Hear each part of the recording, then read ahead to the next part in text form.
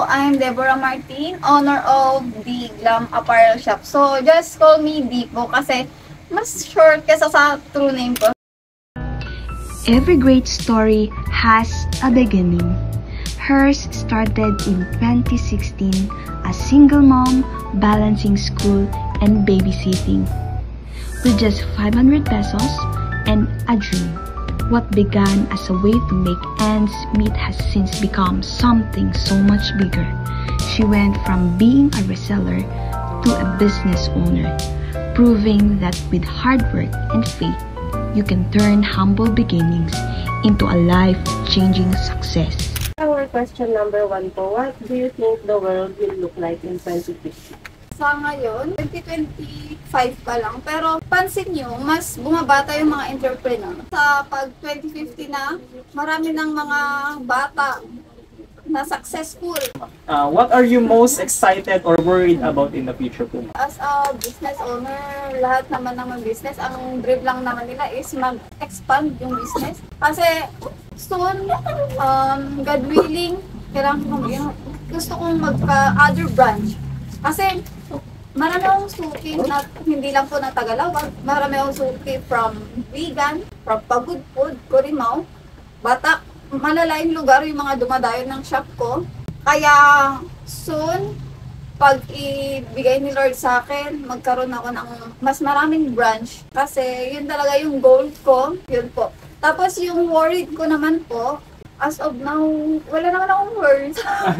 Wala na po, like super low talaga yung future.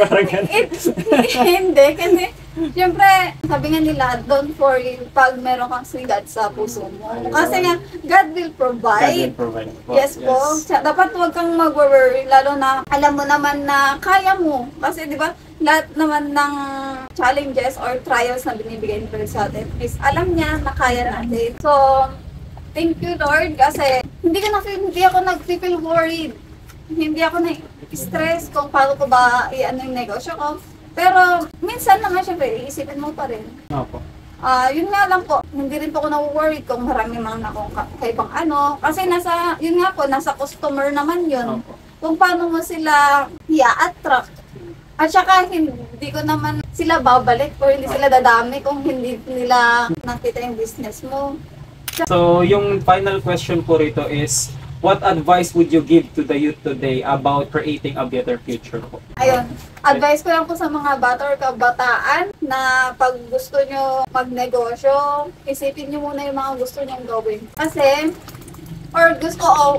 kung kaya nyo ba, kung kaya nyo, tsaka isipin nyo, mahirap magnegosyo, pero kailangan masipag. Number 1, matyaga, masipag. Tapos, hindi natatakot. Ano ba? Malakas ang loob. Opo. Kasi, lalo na sa negosyo ng pag-uukay. Opo. Kasi dati, hindi rin naman ako nag-start na, boom, marami akong customer agad. Hindi. Kasi nag-start ako, wala pa akong shop. Opo. Sa online ako nakilala, sa live selling. Kaya nga po sabi ko na wala sa pinag-aralan yan. Nasa experience.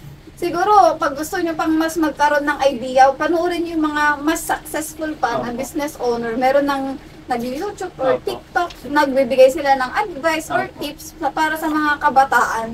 Kaya po, pag gusto nyo magkaroon ng negosyo, number 1, dapat malakas ang loob nyo. Yun nga, hindi nga po madali yung magkaroon ng business. Sa negosyo, matumal. Pero nasa iyo yan kung paano ka makakabenta. Kasi ako, pag mahina yung walk-in ko, nagagawa ako ng reels. Reels po? Oo, binubudol ko sila. Opo, yun. Gumagawa ko, ganito, Marketing ganyan. strat. Oo, yun yung marketing strat. Yun, pag walang tao, sige, mag-reels tayo. Tapos mamaya na, ang dami na. Sige, basta ang gawin po natin is mag-work tayo ng marangal. Huwag tayong mahihiya. Alam niyo, marami mang magja-judge sa'yo, maraming tatawa sa'yo, pero wag niyo papansinin. Kasi wala rin sila maitutulong sa'yo eh. So ano po yung short advice niyo po sa mga nanonood niyo? Sana po na-inspire kayo po sa kwento ko. Sana mayroon kayong natutunan kahit kunti lang. Sana po kahit gaano kahirap yung buhay ngayon, huwag kayong susuko.